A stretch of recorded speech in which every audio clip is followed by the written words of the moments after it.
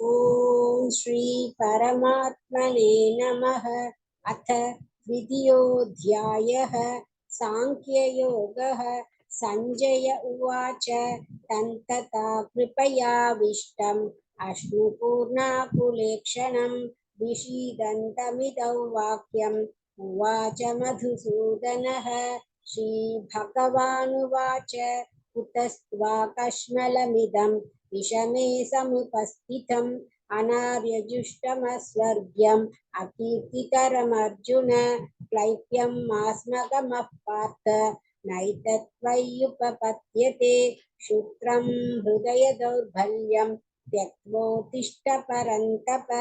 अर्जुन उवाच कथं भीष्ममहं सङ्ख्ये द्रोणं च मधुसूदन इषुभिः प्रतियोत्स्यामि पूजार्हा वरिसूदन। गुरुन् हत्वा हि महानुभावान् श्रेयो भोक्तुं पैक्ष्यमपीह लोके। हत्वार्थकामांस्तु गुरूनिहैव भुञ्जीय भोगान् रुधिरप्रदिग्धान् न चैतद्विक्मदखतरण्यो गरीयः। यत्वा जयेम यदि वा नो जयेयुः यानेव हत्वा न जिजीविषामः। देवस्थिताः प्रमुखे धार्तराष्ट्राः कार्बण्यदोषोपहतः स्वभावः। पृच्छामि त्वां धर्मसम्मूढचेताः यच्छ्रेयस्यान्निश्चितं ब्रूहि तन्मे। शिष्यस्तेऽहं शाधि मां त्वां प्रपन्नं न हि प्रपश्यामि ममापनुद्यात्। यच्चोकमुच्चोषणमिन्द्रियाणाम् अवाप्य भूमा वसपत्नमृद्धं राज्यं सुराणामपि चाधिपत्यम्। सञ्जय उवाच एवमुक्त्वा ऋषिकेशं गुडाकेशः परन्तप न योत्स्य इति गोविन्दम् उक्त्वा तूष्णीं बभूवः। तमुवाच ऋषिकेशः प्रहसन्निव भारत सेनयोरुभयोर्मध्ये विषीदन्तमितौ वचः। श्रीभगवानुवाच अशोच्यानन्वशोचस्त्वं प्रज्ञावादांश्च भाषसे गतासूनकतांश्च नानुशोचन्ति पण्डिताः। न त्वेवाहं चातुनासं न त्वन्नेमे जनाधिपाः न चैव न भविष्यामः सर्वे वयमतः परम्। देहिनोऽस्मिन् यथा देहे कौमारै यौवनञ्जरा तथा देहान्तरप्राप्तिः धीरस्तत्र न मुह्यति। मात्रा स्पर्शास्तु कौन्तेय शीतोष्णसुखदुःखदाः आगमापायिनो नित्याः तां तितिक्षस्व भारत। यं हि न व्यथयन्त्येते पुरुषं पुरुषर्षभ समदुःखसुखं धीरं सोमृतत्वाय कल्पते। नासतो विद्यते भावः नाभावो विद्यते सतः उभयोरपि दृष्टोऽन्तः वनयोस्तत्त्वदर्शिभिः। अविनाशि तु तद्विद्धि येन सर्वमिदं ततं विनाश्यमव्ययस्यास्य न कश्चित् कर्तुमर्हति। अन्तवन्त इमे देहाः नित्यस्योक्ताः शरीरिणः अनाशिनो प्रमेयस्य तस्माद्युध्यस्व भारत। ययेनौ वेत्ति हन्तारम् यश्चैनं मन्यते हतम् उभौ तौ न विजानीतः। नायं हन्ति न हन्यते न जायते म्रियते वा कदाचित् नायं भूत्वा भविता वा न भूयः। अजो नित्यः शाश्वतोऽयं पुराणः न हन्यते हन्यमाने शरीरे वेदा विनाशि नित्यं ययेनमजमव्ययम्।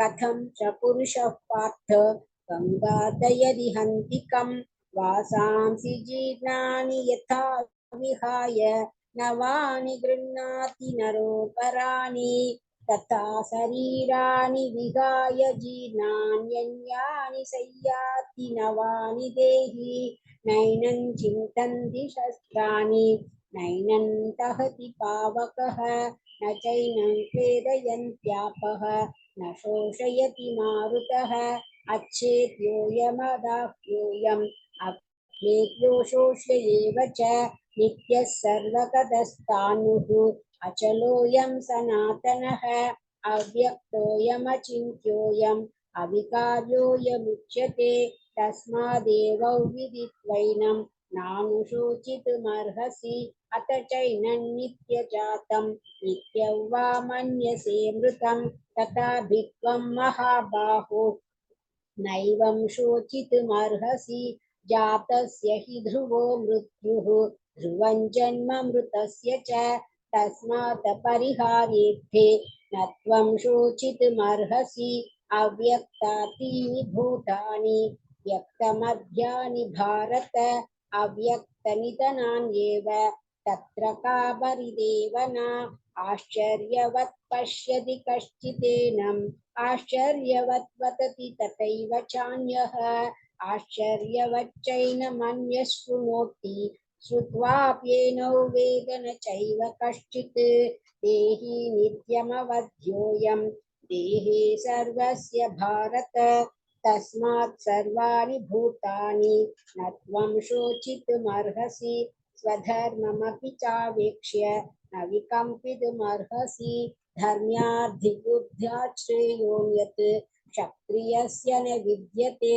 यदृच्छया चोपपन्नं स्वर्गद्वारमपावृतं सुखिनः क्षत्रियाः पार्थ लभन्ते युद्धमेधुषम् अथ चेत्त्वमिमं धर्म्यं सङ्ग्रामं न करिष्यसि ततः स्वधर्मं कीर्तिं च हित्वा पापमवाप्स्यसि अकीर्तिं चापि भूतानि कथयिष्यन्ति ते व्ययां सम्भावितस्य चाकीर्तिः मरणादतिरिच्यते भयात् रणाद् भरतं नंस्यन्ते त्वां महारथाः येषां च त्वं बहुमतः भूत्वा यास्यसि लाघवम् अवाच्यवादांश्च बहून् वदिष्यन्ति तवाहिताः निन्दन् तत्तव सामर्थ्यं ततो दुःखतरन्नु किम् हतो वा प्राप्स्यसि स्वर्गं जित्वा वा भोक्ष्यसे महिम् तस्मात् उत्तिष्ठ कौन्तेय युद्धाय कृतनिश्चयः सुखदुःखे समे कृत्वा लाभालाभौ जयाजयौ ततो युद्धाय युज्यस्व नैवं पापमवाप्स्यसि एषा ते विहिता साङ्ख्ये बुद्धिर्योगे त्विमां शृणु बुद्ध्या युक्तो यया पार्थ कर्मबन्धं प्रहास्यसि नेहाभिक्रमनाशोऽस्ति प्रत्यवायो न विद्यते स्वल्पमप्यस्य धर्मस्य त्रायते महतो भयात् व्यवसायात्मिका बुद्धिः एकेह कुरु नन्दन बहुशाखाह्यप्नन्ताश्च बुद्धयो व्यवसायिनां यामिमां पुष्पिता वाचं प्रवदन्त्यविपश्चितः वेदवादरतः पार्थ नान्यतस्तीति वादिनः कामात्मानः स्वर्गपराः जन्मकर्मफलप्रदां क्रियाविशेषबहुलां भोगैश्वर्यगतिं प्रति भोगैश्वर्यप्रसक्तानां तयापहृतचेतसां व्यवसायात्मिका बुद्धिः समाधौ न विधीयते त्रैगुण्यविषया वेदाः निस्त्रैगुण्यो भवार्जुन निर्द्वन्द्वो नित्यसत्त्वस्थः निर्योगक्षेम आत्मवान् यावानर्थ उदपाने सर्वतः सम्प्लुतोदके तावान् सर्वेषु वेदेषु ब्राह्मणस्य विजानतः कर्मण्येवाधिकारस्ते मा फलेषु कदाचन मा कर्मफलहेतुर्भूः मा ते सङ्गोऽस्त्व कर्मणि योगस्थः कुरु कर्माणि सङ्गं त्यक्त्वा धनञ्जय सिद्ध्यसिद्ध्यो समो भूत्वा समत्वयोग उच्यते दूरेण ह्यवरं कर्म बुद्धियोगात् धनञ्जय बुद्धौ शरणमन्विच्छ कृपणाः फलहेतवः बुद्धियुक्तो जहातीह उभेषु कृत दुष्कृते तस्माद् योगाय युज्यस्व योग कर्मसु कौशलं कर्मजं बुद्धियुक्ता हि फलं त्यक्त्वा मनीषिणः जन्मबन्धविनिर्मुक्ताः पदं गच्छन्त्यनामयम् यदा ते मोहकलिलं बुद्धिर्व्यतितरिष्यति तदा गन्धासि निर्वेदं श्रोतव्यस्य श्रुतस्य च श्रुतिविप्रतिपन्ना ते यदा स्थास्यति निश्चला समाधावचला बुद्धिः तदा योगमवाप्स्यसि अर्जुन उवाच स्थितप्रज्ञस्य का भाषा समाधिस्तस्य केशव स्थितधि किं प्रभाषेत किमाशीतव्रजेत किं श्रीभगवानुवाच प्रजहाति यदा कामान् सर्वान् पार्थमनोगतान् आत्मन्येवात्मना तुष्टः स्थितप्रज्ञस्तदुच्यते दुःखेष्वनुद्विग्नमनाः सुखेषु विगतस्पृहः वीतराग भयक्रोधः स्थितधीर्मुनिरुच्यते यः सर्वत्रानभिस्नेहः तत्तत्प्राप्य शुभाशुभं नाभिनन्दति न द्वेष्टि तस्य प्रज्ञा प्रतिष्ठिता यदा संहरते चायं कूर्मोऽङ्गानीव सर्वशः इन्द्रियाणीन्द्रियार्थेभ्यः तस्य प्रज्ञा प्रतिष्ठिता विषया विनिवर्तन्ते निराहारस्य देहिनः रसवर्जं रसोऽभ्यस्य परं दृष्ट्वा निवर्तते यततो ह्यपि कौन्तेय पुरुषस्य विपश्चितः इन्द्रियाणि प्रमाथीनि हरन्ति प्रसभं मनः तानि सर्वाणि संयम्य युक्त आसीत मत्परः वशे हि यस्येन्द्रियाणि तस्य प्रज्ञा प्रतिष्ठिता ध्यायतो विषयान् पुंसः सङ्गस्तेषुपजायते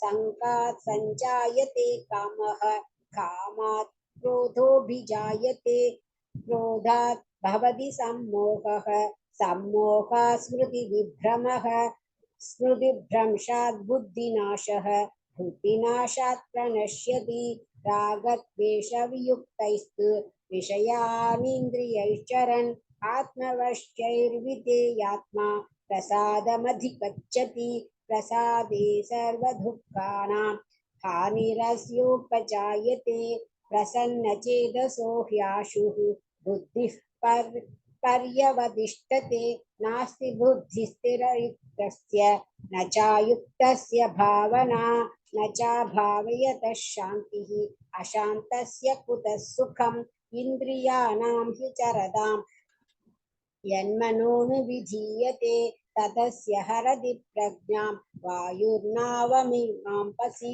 तस्माद् यस्य महाबाहो निगृहीतानि सर्वशः इन्द्रियाणीन्द्रियार्थेभ्यः तस्य प्रज्ञा प्रतिष्ठिता या निशा सर्वभूतानां तस्यां जागर्ति संयमे यस्यां जागृति भूतानि सा निशा पश्यतो मुनेः आपूर्यमाणमचलप्रतिष्ठं समुद्रमापः प्रविशन्दिशत्वत् तत्त्वत्कामायां प्रविशन्ति सर्वे स शान्तिमाप्नोति न कामकामी विहाय कामान् यः सर्वान् पुमांश्चरति निःस्पृहः निर्ममो निरहङ्कारः स शान्तिमधिगच्छति एषा ब्राह्मी स्थितिः पार्थ नैनां प्राप्य विमुह्यति स्थित्वा स्यामन्तकालेऽपि ब्रह्मनिर्वाणमृच्छति ॐ तत्सदिति श्रीमद्भगवद्गीतासु उपनिषत्सु ब्रह्मविद्याया योगशास्त्रे श्रीकृष्णार्जुनसंवादे सांख्ययोगो नाम द्वितीयोऽध्यायः सर्वधर्मान् परित्यज्य मामेकं शरणं व्रज अहं त्वा सर्वपापेभ्यः मोक्षयिष्यामि मा शुचः सर्वं कृष्णार्पणमस्तु।